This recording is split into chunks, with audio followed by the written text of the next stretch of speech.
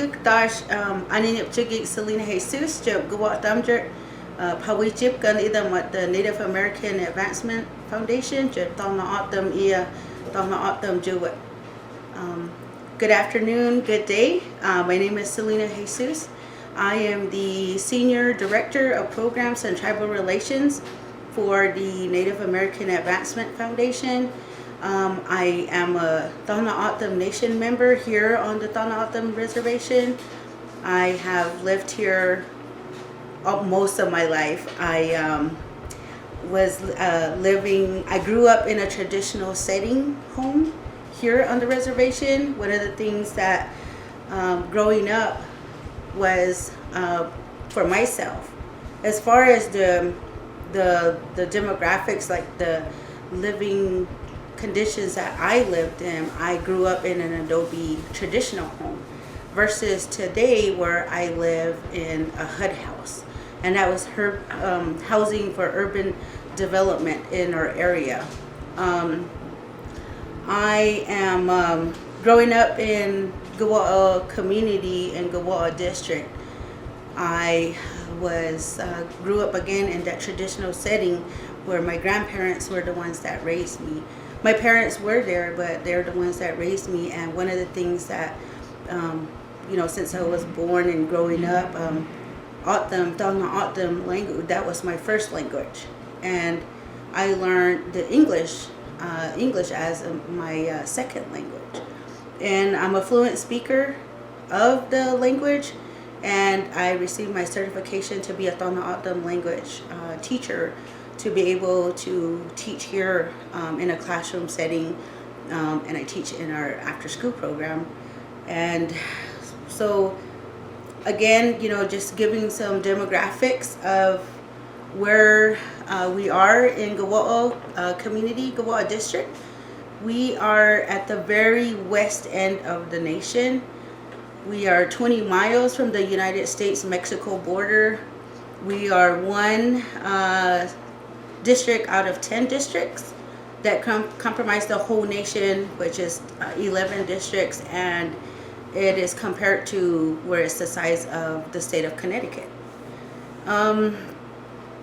One of the things that that we talk about here on the reservation is meeting the needs of the community of our district, and how do we address those needs, and what can we do to serve the people? Because again, in our area, when we talk about the demographics, it's really to give you or to paint you a picture of where we are. The nearest city that we are from is our state capital, which is Phoenix, Arizona. And Phoenix, Arizona to where we're from is 150 miles from us, and we are 120 miles from the other city, which is Tucson, Arizona. And for us to travel so far, just to meet our basic needs, talking about groceries, household items, just the necessities that we need to live. I mean, we do have to travel a ways just to get there. And here in Gawa'a, we're very isolated, it's rural. Where we come from, it's not like in the city where you have streets, paved roads and streets. We have a lot of dirt road. The setting as far as housing goes is there's still families here that live within an allotted area where it's families that lived amongst each other, but now because of the space that they look at and also having to consider infrastructure, people are starting to move away from those home settings and have more are into the HUD homes. And one of the things that we talk about here, again with the demographics, living 20 miles from the international border, there are some things that come along with that, that we have to deal with, and those are border issues. We have illegal aliens that are coming through that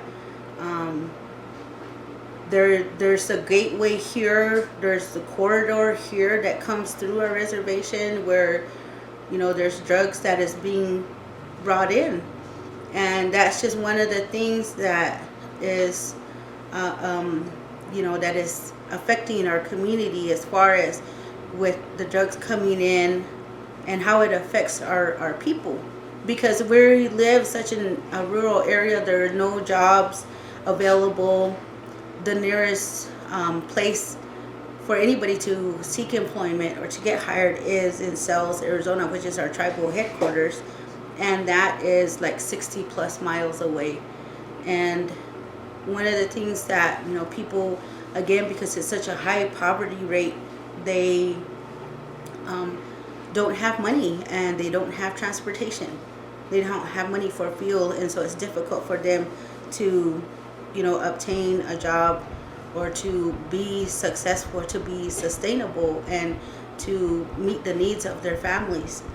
And with this the illegal activity that does go on, unfortunately some of our people are pulled into that. And it's hard to see because it does affect the families, it does affect the community, and it's a loss for some of the families, unfortunately, because of the things that they are doing. And it's one of the things that, or just one of the things that we do here is try to meet the basic needs of the people, and how can we provide that service. Each year we have a district day that our district hosts, and it's a huge gathering for our district, for our community, for the nation, for people to come out. And we conduct this survey here to find out what the needs are from the people. And once we do the community survey, we gather all of the information and the information that is given, we look at it and we see what programs we can develop to meet the needs of the people. And it's been very successful. We see a lot of the good work that comes out of the programs, and we have success stories from our own district members where we've seen where they were at and where they are at now, being successful. I mean, they now can provide for their families and be, where they can still hold that, the opportunities what they had, and keeping their job and overcoming the obstacles and what was all involved for them to get to where they're at today. I think one of the things here when we talk about the whole pandemic and how it hit our reservation and the whole world is, what can we do? How did we have to adjust to still meet those needs? Everything had changed when COVID hit, and we're limited to a lot of things that we used to do, a lot of face-to-face interaction with our programs, with our kids, with the community members.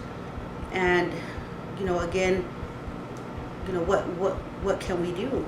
And having to do the assessment and adjust to meet the needs of the people is something new for us still, and those are things that we have to consider. Being, what are the barriers? Right now, students are not in school. It's a very stressful time for parents because now they've become the teachers, and the students are not used to, being at home and are not getting the help that they need because of not having the face-to-face interaction with their teachers. And so we did the Harvard project here with NAF in collaboration with Google, and when we did the partnership, there was an award that they had granted us, and seeing the conditions and everything, that how it is right now, to meet the needs of the children in our community, that monetary award that we were granted, we bought computers, we bought laptops for the children, because now, like I said, everything had converted online. And it is also a barrier for us too, because out here, being that we're very rural, we don't have access to internet. And to meet that need, what can we do?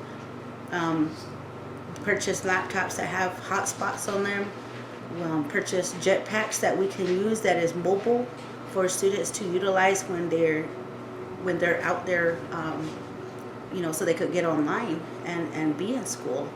I think, again, having to address that is a crucial part of what we're doing, and still having to provide that service, because all of our kids are at home now. The schools are completely closed. They still, they provide a meal for the kids, and it's the same with NAF, and having to provide that service for them. At least the kids will get like 2 meals out of the day, because we do have some families who are that do have a lot in their household, and it is hard for them, because not only now is it having to be at home, but also having to address the issue of probably having a food shortage within their household. And how can we provide that service? What can we do to help them?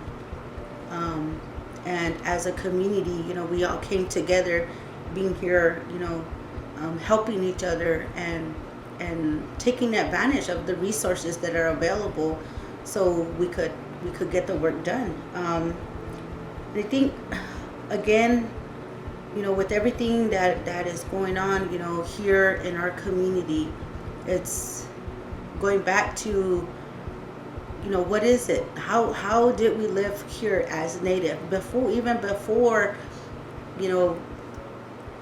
anything like the stores, how it is to modern day?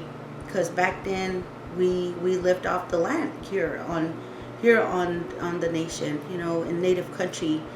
It was an important part of who we are, as far as O'odham, living off the land and having to plant, a lot of our traditional foods, what we lived off of, and then also having to hunt for meat. That was a survival tactic for our people, living, and also having that respect for what is here on our land that was provided for us, and to honor that. Those are things that some people still practice today, but again, in the modern day, those are really some things that are part of our cultural ceremonies.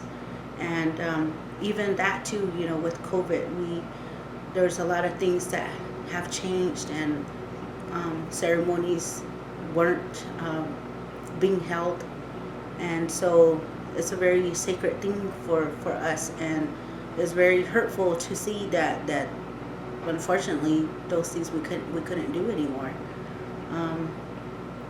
And just again having to go back to with education is this is one of the things that we're doing, especially having to adjust to what is going on today, and to see what does that look like in the future.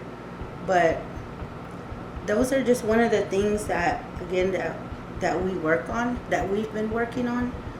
And I know that this will be a success for our students, and having to address their needs and what can we do.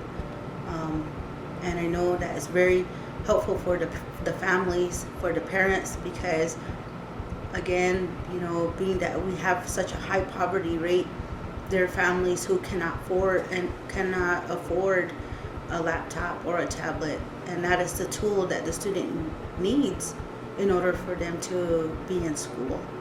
And I'm very grateful for the Harvard Project, because as a nonprofit organization, those are things that we do, and again, having to reach out to what other resources are available out there, the Google Award came in handy at this time, during this crucial time, because now we are able to supply the student with the tool that they need. And even though, there's some students who are not going to school online, they still are in school as far as homework packets that the teachers provide for their students. And just keeping them engaged as far as education wise, versus when the school didn't have a plan when COVID first hit, because this pandemic is something new to us. We've never had to go out and wear a mask and have sanitizer all the time.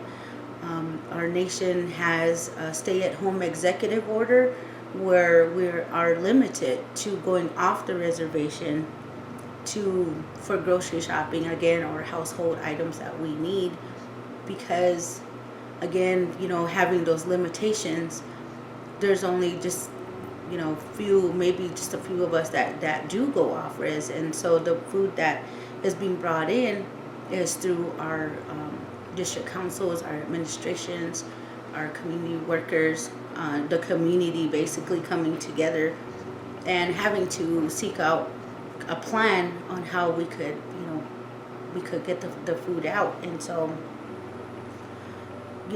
again, with the pandemic, this is something new to us, and I know that it's a very stressful time, and for us to come together to overcome this is something that we're still working on. We still having to adhere to CDC guidelines and protecting our people, because again, everybody has been affected, lives have been lost, and it just changes the whole how the family setting is if it's in a family. And but these are just some of the things that we've had to adjust to, being that we're so isolated, so rural from the outside world, that we do what we have to again, to be successful, to be sustainable, to be resilient with a lot of the things that are going on today. So with that being said, I know that again, just going over the demographics of who we are as Tohono O'odham people,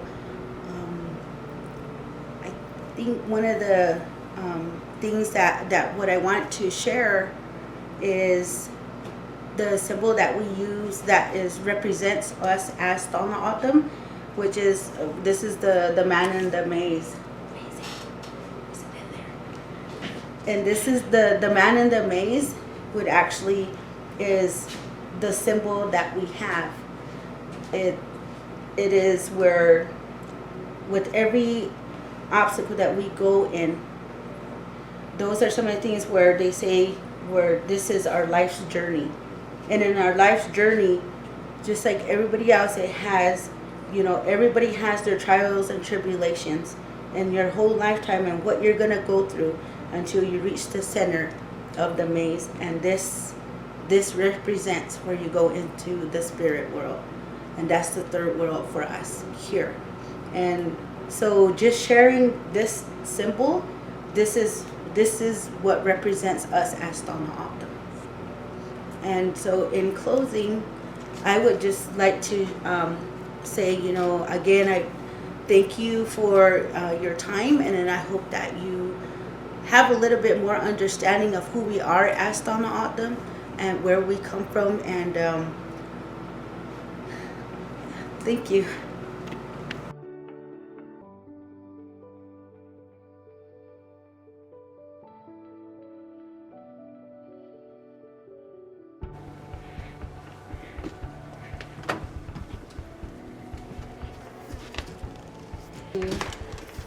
And how it came to be where we're at today. One of the most important things of the learning centers to address the issues that we have regarding our education on the reservation.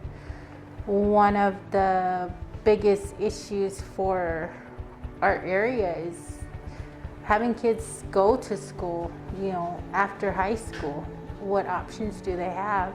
I mean, each day is just, so many barriers that they face, from the time they leave home to get on that bus ride, 2 to 3 hours, get to school, do what they need to do, and then jump back on, only to get home another 2 to 3 hours. And if you're playing sports, that's even more extensive hours. I remember picking up my kids after a basketball game at 2-3 o'clock in the morning, and sometimes their friends wouldn't have rides there available, so we would volunteer to take those kids home, which was another hour out of our way, and then coming back to finally getting home at 4 o'clock in the morning. And sometimes they couldn't even get the kids home because of the weather, the water, the washes were running, just all these things that could occur in those hours. So we would have students stay in our home.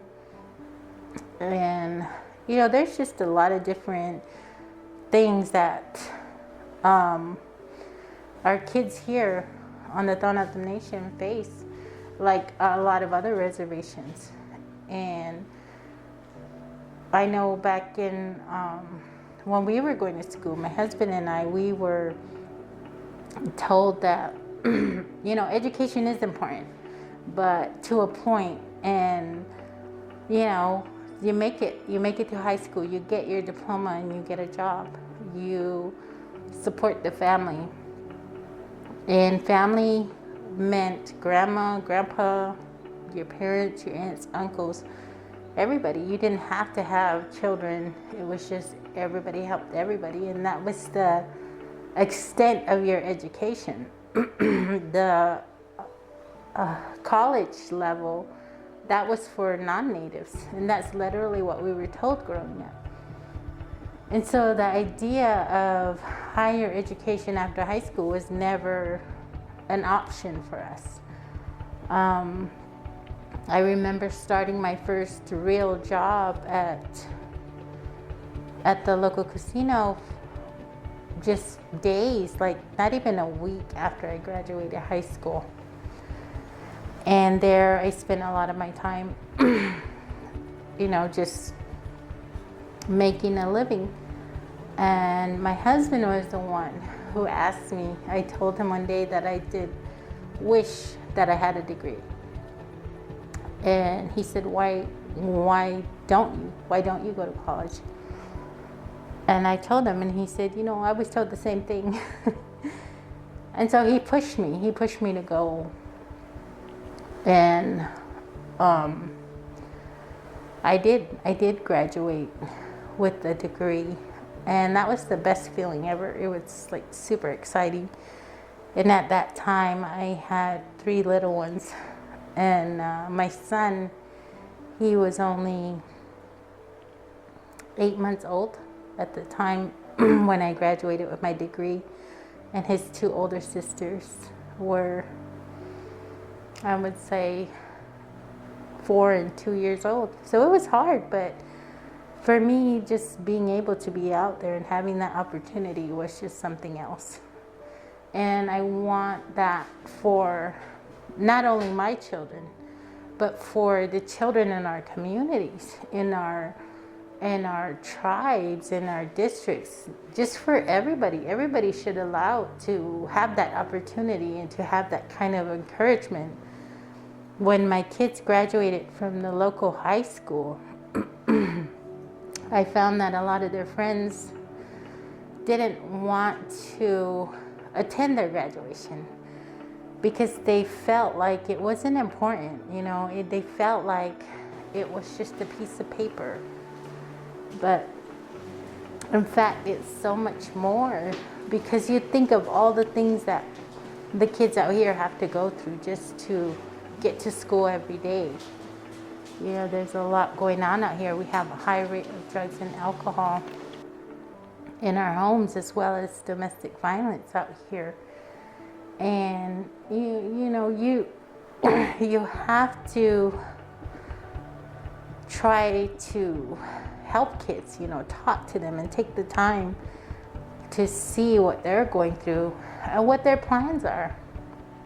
And so the times that I attended the high school graduations for my kids, I always made it a big deal because it is a big accomplishment for them and their friends.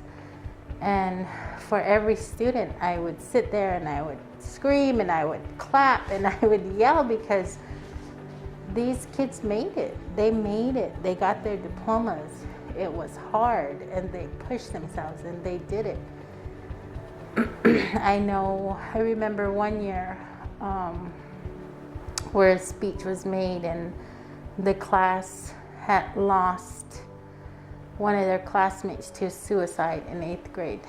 And then here they were graduating high school and they had lost another one of their classmates. And at the time, I believe they started out with 40 something students and not even half of that graduated that year. They lost a lot of their friends who dropped out or who didn't pass. And that's common. That's common in our high schools now. And it's really sad when you think about it. Like, this isn't how it's supposed to be. It's not supposed to be this hard to try to get your education. And so for our family, for myself and my husband, we kind of broke that cycle. And it was hard because we're raised to respect our elders. You don't question nothing. You do what you're told and and you provide for your family. And with our generation as parents, we kind of broke that cycle and we encouraged our kids to go to college. And we started them at a young age when they were in kindergarten. Even before they started school, we were asking them, what are you going to grow up to be? Where are you going to go to college? This is something that we were constantly asking them and reminding them, if you want to go to college, you have to take this class or you have to remember this. Try to be specific on what it is that they want to be when they grow up or what they want to study, and give them a glimpse of what to expect being away from home and going to school off the reservation, because a large percentage of the kids who do leave for college education come back because of culture shock, because they've never known anything but home, their family, their surroundings, desert, and you're going into this nothing but concrete area with faces that are not familiar to you, that are different. And so a lot of them come back quickly and they never go back. And so we wanted to break that cycle for a lot of kids, not just our own. And when the pandemic hit, we started talking about what are we going to do? What's going to happen with our kids' education? Especially having a daughter who's a senior. This was her last year, and it was important that she finish what she started out to do. We also had kids who were attending college that were affected as well. And so it wasn't just the kids at home. Everybody. If you had students, you were affected in one way or another. And so we started talking about the Learning Center, talking about how we can keep the kids studying and learning and trying to keep that normalcy for them, where they wouldn't have to worry about what's going to happen, what are we going to do, and things like that. And so we started talking about the resources. We could come together to hit a certain point for these kids, to where the teachers come into a safe environment and have the resources, have us going out into the communities for them and getting the word out, having the technology for the students to link up or go virtual, stay online, keep up with their lessons, getting the tutoring services that they need. as well as for our older kids who are in college. We wanted them to have the resources that they need, the internet that they need to be successful college students, to get the degrees that they want, scholarships, financial aid, just all those important things that kids need to be successful students at any level.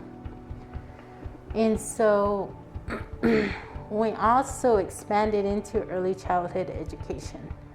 That was very important because we don't have a local early childhood program.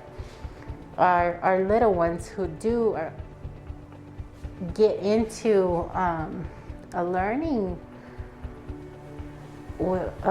environment, which is a local facility nearby. It's about 45 to an hour drive for those little ones. We're talking 4 years old, 3 years old, and that's still quite a ways. And so a lot of parents don't send their kids for that reason. And so this facility will allow kids to come in to do virtual classes, to do activities, to be able to do interactive videos and, get an idea of being in a classroom, but still having the comfort of being close to home. And so we didn't limit to who we were all going to provide to. As long as you were wanting an education, we wanted that, to make that happen at all levels. And the success for the Learning Center would be the impact that it has years from now, and to see, how far these kids have come, to see diplomas, to see degrees, to see certifications at any level, from trade school, university, community college, it doesn't matter. The success is what you set out yourself to reach that goal. We need students who are builders to build houses for our community, our electricians, our, automotive people, things like that. It's not just going to school for anything specific. It's what interests you in being able to get that opportunity to our students. And so the Remote Learning Center, we're hoping, will be able to provide that for everyone. And we wanted all the children in the community to have the opportunities that we never had. And for me and my husband, the idea of the Learning Center came from not having those opportunities. And we want to be the people that are saying to our children, to our youth, that yes, you can go to college. Yes, you can reach for higher education. And that's okay. There's nothing wrong with wanting a higher education. And so that is where our idea of the Remote Learning Center came from. And we hope that it will be here for years and years to come.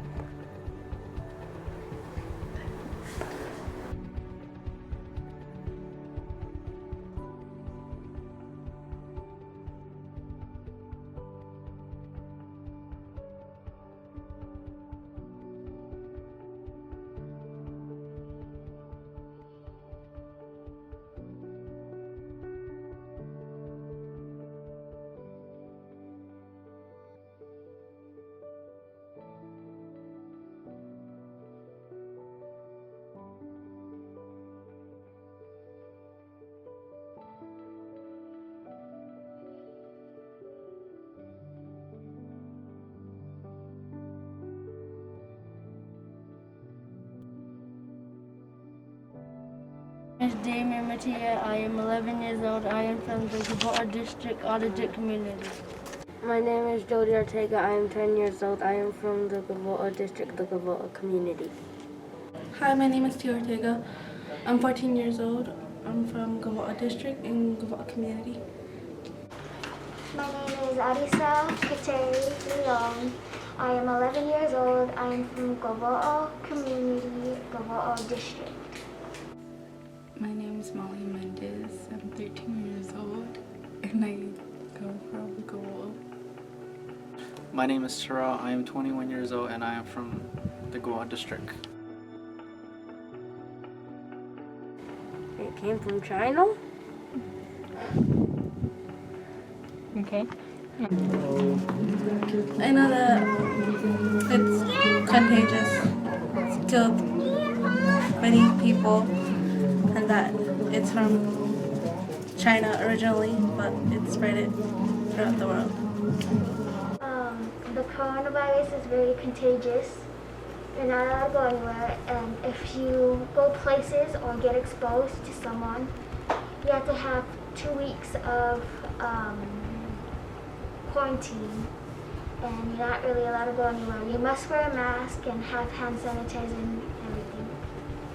Just that it's a horrible disease and it's spreading very worldwide, and yeah. It's keeping me from being there and learning more about what I'm working on, what I really need to know. Good. School for me is that I can't ask the teacher for help. I gotta call her and ask her.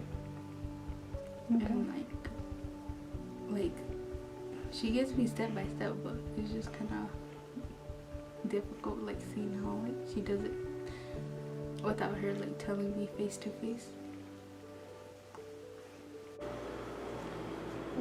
It's really hard, especially down here. There's not a lot of internet down here, and you don't really, it's better if you're face to face with someone and you can understand them more, and how it's hard to, people can't really control a lot of computers and stuff, so. The work that's very different from going to get up early and going to classes. They come by, they give you the work, and sometimes you can't focus, so it kind of just piles up. Harder for me to learn because I'm really lazy, and I've been doing less of my work now than I am at school.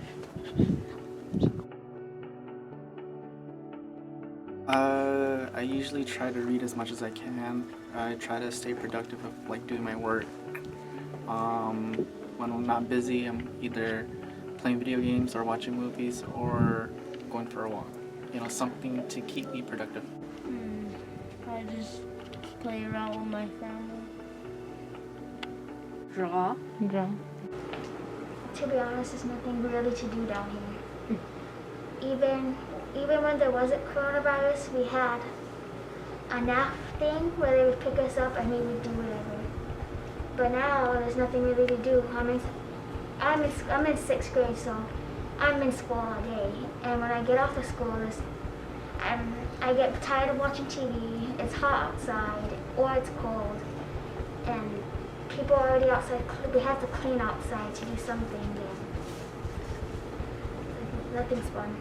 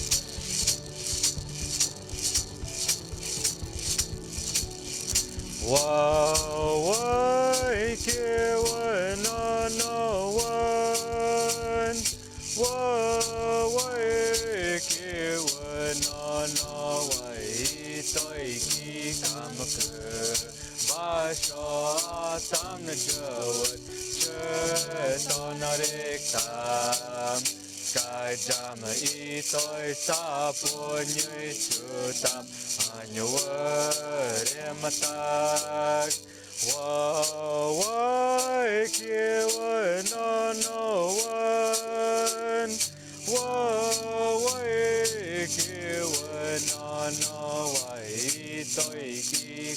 cơ ba so tam ne chawat che ta na rek tam ka jam I toi sa po nyai chu tam anyawa rematak wo wai ki wa na wai toi ki kam ke ba so tam ne chawat che ta na rek tam ka jam I toi sa po nyai chu tam anyawa